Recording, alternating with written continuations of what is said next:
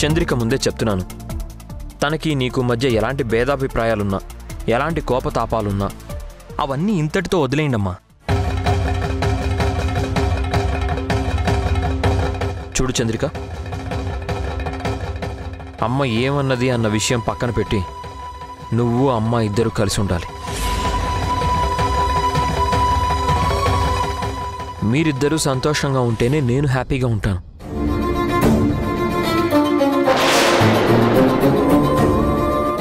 చాలు చంద్రిక, అమ్మ చాలమ్మా. ఇప్పటి వరకు పడిన కష్టాలు చాలు. ఇప్పటికైనా మనందరం ప్రశాంతంగా జీవితం గడుపుదాం. ఉన్న సమస్యలన్నీ తీరిపోయాయి. ఇకనైనా మనందరం ప్రశాంతంగా బతకడం కోసం ప్రయత్నిద్దాం అమ్మా.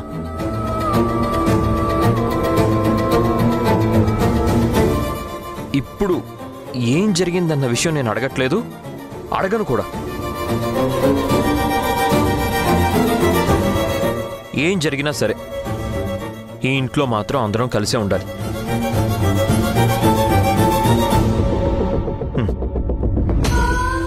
చూడమ్మా, మనందరం కలిసిపోయి హాయిగా ఉండాలి, సంతోషంగా ఉండాలి. మన ముగ్గురం ఒకటి.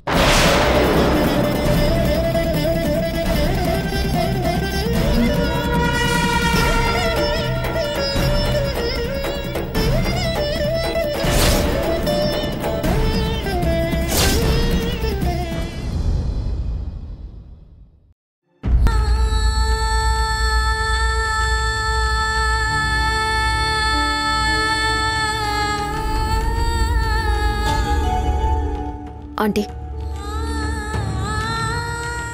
అసలు ఎందుకంటే మీరు రుద్రాణి మాట వినాలి? తను చెప్పినట్టు మీరెందుకు చేయాలి? అసలు మీరు చేస్తుంది చాలా తప్పు ఆంటీ. అయినా చంద్రిక కాపురాన్ని నాశనం చేసి రుద్రానికి భరత్కి పెళ్లి చేస్తాను అని చెప్పటం నిజంగా ఇది కరెక్ట్ కాదండి. ఇది లీగల్గా కూడా చెల్లదు. ఆ మాటకొస్తే అసలు మిమ్మల్ని కోర్టు కూడా తప్పు పడుతుంది, తెలుసా మీకు? ఏం చేయమంటావమ్మా? ఆ రోజున భరత్ని కాపాడుకోవటం మీ వల్ల కాలేదు. భగవంతుణ్ణి వచ్చి కాపాడమని దండం పెట్టుకుంటూ ఉంటే ఈలోగా ఆ రుద్రాణి వచ్చింది. ఎవిడెన్స్ ఉందని చెప్పింది. అది తప్ప నాకు వేరే దారి తోచలేదు. అందుకే తను అడిగినట్టు చేస్తా అని మాటిచ్చాను. ఒకసారి మాటిచ్చిన తర్వాత నెరవేర్చక తప్పదు కదా. ఏంటంటీ మీరింకా ఏ లోకంలో ఉన్నారు? మాటిస్తే నిలబెట్టుకోవాలి, కాదనను. కానీ అది ఎవరితోటి? రుద్రాణి లాంటి దుర్మార్గురాలతోట. ఎథిక్స్ లేని వాళ్ళ కోసం మనం మాట ఇవ్వకూడదు ఆంటీ. ఇచ్చినా దాన్ని నిలబెట్టుకోకూడదు. దుర్యోధనుడు దుర్మార్గం చేస్తున్నాడని తెలిసి కూడా కర్ణుడు మాటిచ్చాడు. కానీ చివరికి ఏమైంది? వాళ్లతో పాటు కర్ణుడు కూడా అంతమైపోయాడు. ఇక్కడ కూడా అంతే ఆంటీ. దుర్మార్గానికి మరో పేరు ఆ రుద్రాణి. తన మాట మీరు వినాల్సిన పనిలేదు. తనేం చేస్తుందో చేయనివ్వండి, మీకు లీగల్గా నేను చూసుకుంటాను. శభాష్, ఇలా జరుగుతుందని నాకు బాగా తెలుసు వైశాలి. ఏంటి దగ్గరుండి నాకు మాటిచ్చినా అది నిలబెట్టుకోవాల్సిన అవసరం లేదు అని రెచ్చగొడుతున్నావా? నీ తెలివితేటలు కోర్టులో చూపించు, ఇక్కడ చూపించకు. అర్థమైందా? ఇది నాకు మీనాక్షి గారికి సంబంధించిన విషయం. ఈ విషయంలో నువ్వు ఇన్వాల్వ్ అయ్యావనుకో మర్యాదగా ఉండదు. అన్యాయం ఎక్కడ జరిగినా ఆపటం నా ధర్మం. నువ్వు చేస్తుంది అన్యాయం. అయినా సాటి ఆడదాని పసుపు కుంకాలు లాక్కోవాలని చూస్తున్నావే, అసలు మనిషివేనా? ఇవన్నీ వాడేసిన డైలాగ్స్ వైశాలి, ఒక్కళ్ళు కాదు. నా గురించి ఈ ఇంట్లో ఉన్న వాళ్ళందరూ ఇంతకన్నా దారుణమైన డైలాగ్సే మాట్లాడారు. నేను వాటినే పట్టించుకోలేదు. ఆఫ్టర్ ఆల్ నీ మాటలు నేనెలా పట్టించుకుంటాను చెప్పు? ఇప్పుడు చెప్తున్నాను విను. ఎట్టి పరిస్థితుల్లోనూ భరత్ నా సొంతం కావాలి. భరత్నిచ్చి పెళ్లి చేస్తానని నాకిచ్చిన మాటని గనక తప్పితే తప్పితే ఏం చేస్తావు? కోర్టుకు వెళ్తావా? పోలీస్ స్టేషన్లో కేసు పెడతావా? లేదంటే మీనాక్షి గారి మీద దాడి చేస్తావా? నువ్వు ఏం చేసినా సరే నిన్ను ఎలా లోపలికి నెట్టాలో నాకు బాగా తెలుసు. గుర్తుపెట్టుకో, చంద్రికైనా కనికరించి పోనీలే అని వదిలేస్తుందేమో. నేను పొరపాటును కూడా వదల్లా. ఒక్కసారి లోపలికి తోయించానంటే మళ్ళీ జీవితంలో బయటికి రావు. ఎంతైనా ఎక్స్ పోలీస్ ఆఫీసర్వి కదా, సెక్షన్స్ గురించి నీకు బాగా తెలుసు అనుకుంటాను. ఓహో, అంటే అంత దూరం వచ్చిందన్నమాట వ్యవహారం.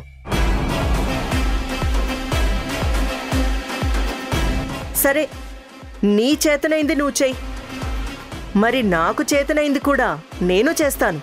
ఏం చేస్తావు? ఏం చేస్తానా? వైశాలి, నీకో విషయం తెలుసా? భరత్కి ఉరిశిక్ష పడుతుందని తెలిసి మీరందరూ టెన్షన్ పడ్డారు. కానీ నేను నిజంగా భరత్కి ఉరిశిక్ష పడితే ఆ ఉరిశిక్ష పడిన మరుక్షణంలోనే నా ప్రాణాలు తీసుకోవాలి అనుకున్నాను. భరత్ కోసం నేను ఏవైనా చేస్తాను అనడానికి అది ఒక చిన్న ఉదాహరణ. మరి ఇప్పుడు మీరిద్దరూ కలిసి నాకు అన్యాయం చేస్తుంటే నేను చూస్తూ ఊరుకుంటానా? రేపు తెల్లారేసరికి నా మీద మర్డర్ అటెంప్ట్ జరుగుతుంది.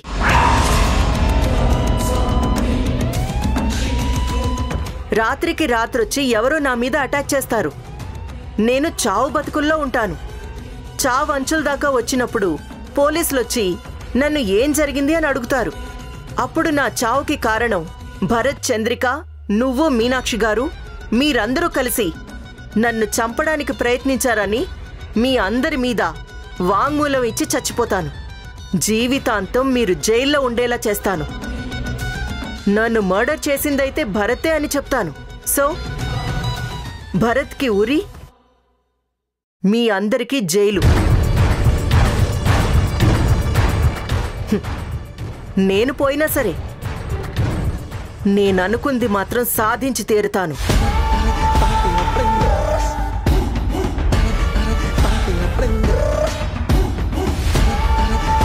కాబట్టి నా మానాన నన్ను బతకనివ్వండి.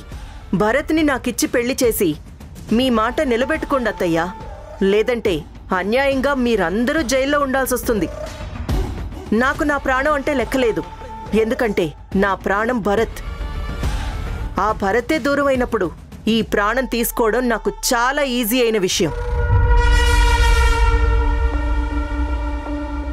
చూసావు కదా, తన అన్నంత పని చేసే రకం. అయినా తను భయపెట్టిందని ఈ పెళ్లికి ఒప్పుకోవట్లేదు. నేను నా జీవితంలో నేర్చుకుంది ఒకటే, ఏ మాటైనా ఇవ్వటానికి 10 సార్లు ఆలోచించాలి. ఒక్కసారి మాటిచ్చాక ప్రాణం పోయినా సరే అది నిలబెట్టుకోవాలి. ఇది మా అక్క నుంచి నేను నేర్చుకున్నాను. మా అక్కకిచ్చిన మాట కోసం 25 ఏళ్లు తన మొహం చూడకుండా దూరంగా ఉన్నాను. చివరి చూపులకు కూడా దగ్గరికి రాలేదు. ఇప్పుడు నా ఎథిక్స్ని నేను చంపుకోలేను. ఇచ్చిన మాట తప్పలేను. నన్ను క్షమించు.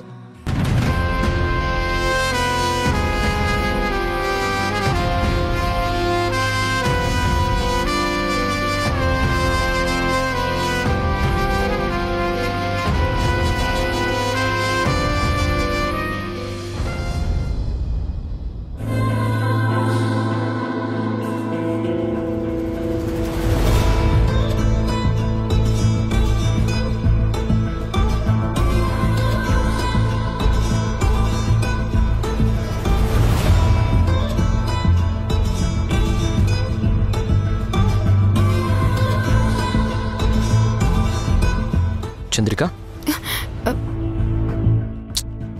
ఏంటి నువ్వు ఇంకా అదే మూడ్లో ఉన్నావా? ముందు ఆ మూడ్లో నుంచి బయటికి రా. నాకు కూడా అలా ఉండాలని లేదండి, కానీ పరిస్థితులు ఇలా ఉన్నాయి. నేనేం చేయగలను? చూడు చంద్రిక, మనం కొన్నిసార్లు సర్దుకుపోవాలి. నీకు తెలియంది కాదు. నేనెప్పుడైనా సరే సర్దుకుపోవడానికే ప్రయత్నిస్తానండి. కానీ అత్తయ్య గారి సమస్య ఏంటో నాకు తెలియట్లేదు కదా. ఎందుకు ఆవిడ నన్ను కాదనుకుంటున్నారో, ఎందుకు మిమ్మల్ని నన్ను విడదీయాలనుకుంటున్నారో నాకు నిజంగా అర్థం కావట్లేదు. ఆ విషయం వదిలేమని చెప్పాను కదా, ఎందుకు దాన్నే పట్టుకొని ఇంకా పీకులాడుతావు? వదిలేయి.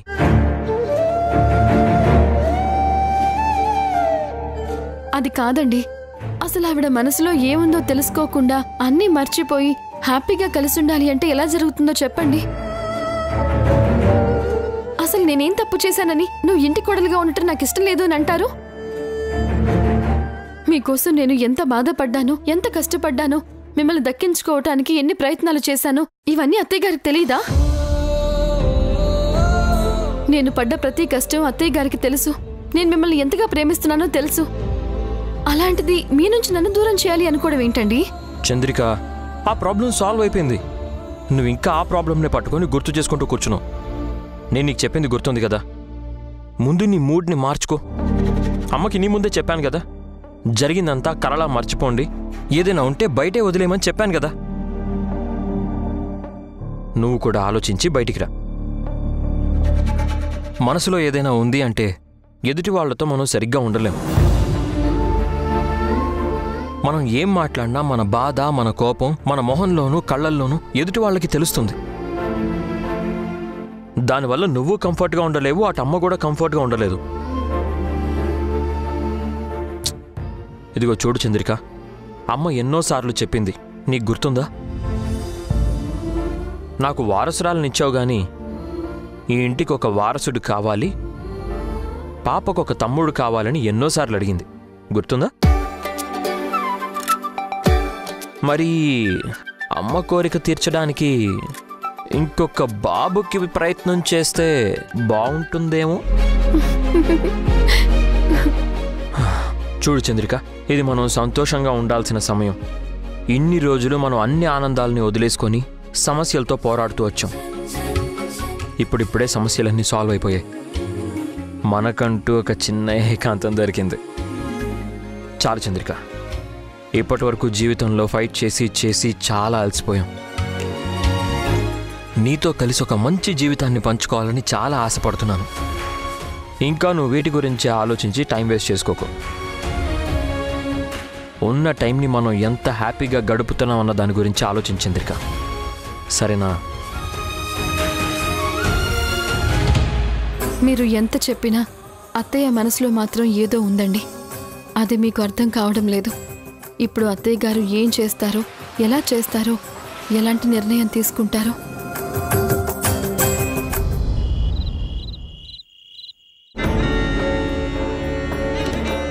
చూడండి అత్తయ్య, నేను వ్రతంలో భరత్ పక్కన కూర్చొని పూజ చేసుకోవాలి అనుకున్నాను. ఆఖరి నిమిషంలో నేను అనుకున్నంత తారుమారైపోయింది. కారణం ఏదైనా సరే నేను అనుకున్నది మాత్రం జరగలేదు. ఆఖరి నిమిషంలో చంద్రకొచ్చేసి తన స్థానాన్ని తను లాగేసుకుంది. నేను బాగా డిసప్పాయింట్ అయ్యాను అత్తయ్య. సరే, జరిగిందేదో జరిగిపోయింది. రేపు నేను భరత్తో కలిసి బయటికి వెళ్ళాలి. ఏ షాపింగ్కో రెస్టారెంట్కో అలా అలా తిరిగి రావాలి. మా ఇద్దరికి కాస్త ఏకాంతం కల్పించాలి. అది మీ డ్యూటీ. ఏంటత్తయ్యా, ఏం చూస్తున్నారు? చూడు రుద్రాణి, ప్రతిసారి నన్నిలా ఇబ్బంది పెట్టడం ఏం బాగాలేదు. ప్రతిసారి చంద్రికని పక్కకి తప్పించడం కోసం ఇలాంటి ప్లాన్స్ ఏవి నేను చేయలేను. ఇప్పటికే తన ముందు నేను తలెత్తుకోలేకపోతున్నాను. మీరు ఇప్పుడే ఇలా ఫీల్ అయితే ఇంకెలా అత్తయ్యా? ముందు ముందు చంద్రికని భరత్ని పూర్తిగా విడదీయాలి కదా. భరత్ని నాకిచ్చి పెళ్లి చేయాలి. మరి ఇప్పుడే ఇంత బాధపడిన వాళ్ళు రేపు ఇంకెంత బాధపడతారు చెప్పండి. చూడండి, మీరేం చేస్తారో నాకు తెలీదు. రేపు మాత్రం భరత్ని నాతో కలిపి మీరు పంపిస్తున్నారు. అసలు ఏంటి రుద్రాణి నీ ఉద్దేశం? నువ్వు ఏది చెప్తే అది జరిగిపోతుంది అనుకుంటున్నావా? ఇది నేను మా అత్తయ్య తేల్చుకోవాల్సిన విషయం. మధ్యలో నీకెందుకు వైశాలి? నువ్వేదో ఇక్కడికొచ్చే చుట్టపు చూపుగా ఉండి వెళ్ళిపోవాలి, అంతేకాని ప్రతి దాంట్లో తలదోర్చకు. This is my personal matter. ఏంటి నీ పర్సనల్? చంద్రిక జీవితంలో నిప్పులు పోయటం నీ పర్సనలా? భరత్ని కాపాడేవా అన్న ఒక్క విషయం కొద్దీ నిన్ను మర్యాదగా ఈ ఇంట్లో ఉండనిస్తున్నారు కానీ లేకపోతే నువ్వు చేసిన పనులకి ఎప్పుడో నిన్ను బయటికి వెళ్ళగొట్టుండేవాళ్ళం. ఏది వెళ్ళగొట్టమను చూద్దాం.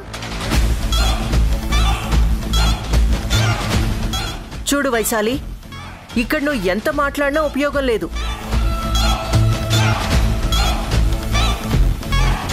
ఆల్రెడీ మీనాక్షి గారు నాకు కమిట్ అయ్యారు.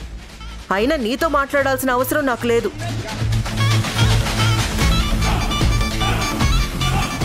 అత్తయ్య, మీరేం చేస్తారో నాకు తెలీదు. రేపొద్దున్న నేను భరత్ బైక్ మీద బయటికి వెళ్తున్నాం. అది జరగని పని. ఎందుకు జరగదో నేను కూడా చూస్తాను. నన్ను ఆపేవాళ్ళు ఎవరూ లేరు. అత్తయ్య, మీరేం చేస్తారో మీ ఇష్టం. రేపొద్దున్న మేమిద్దరం వెళ్తున్నాం. That's all.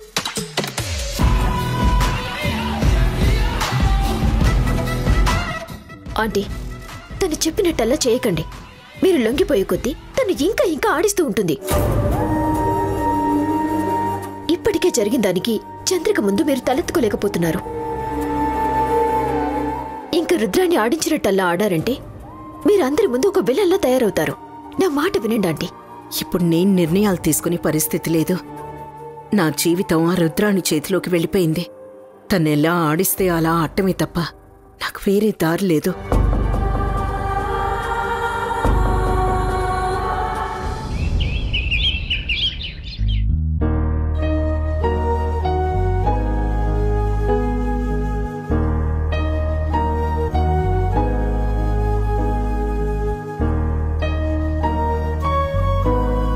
Good morning. ఇదిగో నీకోసమే చేశా, తాగు. ఇదేంటండి మీరు కాఫీ తీసుకొచ్చారు?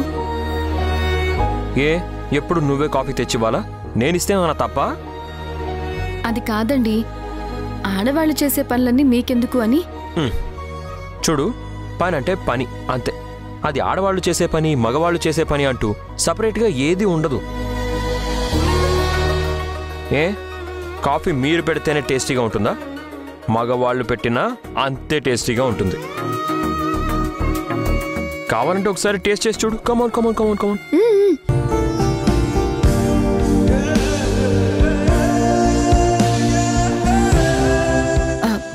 యాండి, నిజం చెప్పమంటారా?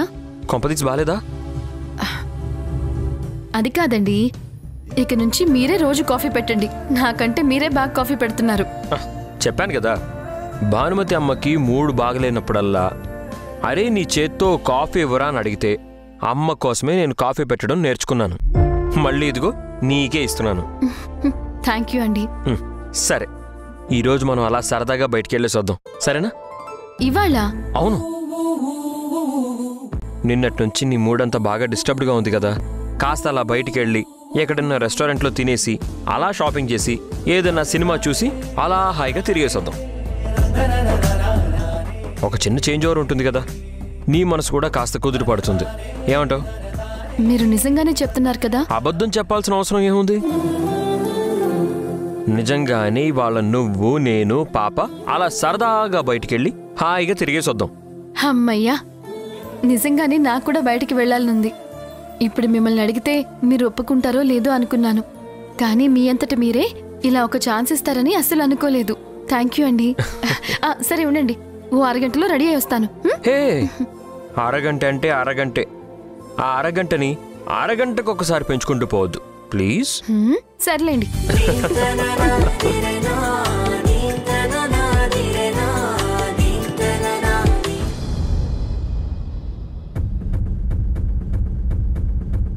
అత్తయ్య, ఏంటమ్మా?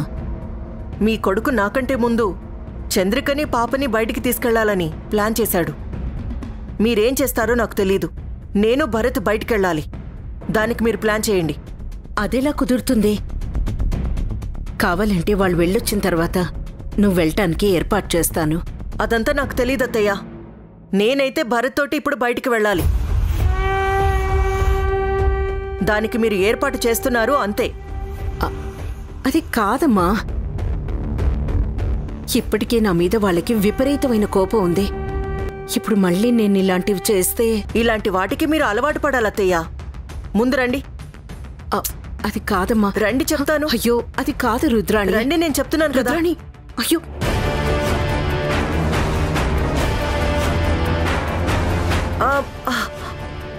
ఏంటత్తయ్యా అంత హడావుడిగా లాక్కొచ్చారు? ఏమైంది?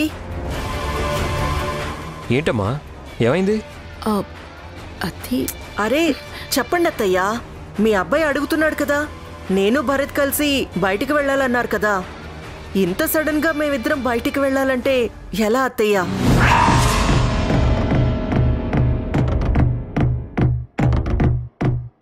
ఏంటమ్మా నేను రుద్రాణి బయటికి వెళ్ళాలా? దేనికి? అదంతా నేను తర్వాత రుద్రానికి ఫోన్ చేసి చెప్తాను. ముందైతే నువ్వు రుద్రాణిని తీసుకుని బయటికి వెళ్ళు. ఎలా అమ్మా? నేను చంద్రికను తీసుకొని బయటికి వెళ్తున్నాను. మేమిద్దరం బయటికి వెళ్ళి చాలా రోజులైంది. కావాలంటే రుద్రాణిని ఇంకోసారి తీసుకెళ్తానమ్మా. అంటే ఏంట్రా? నేను చెప్తే నీకు అర్థం కాదా? అయినా చంద్రకి ఎక్కడికి వెళ్తుంది? ఇంట్లోనే ఉంటుంది కదా. ఆ తీసుకెళ్లేదేదో రుద్రాణిని తీసుకెళ్ళు. కావాలంటే చంద్రకని పాపని మరోసారి తీసుకెళ్ళొచ్చు. ఏం నష్టం లేదు.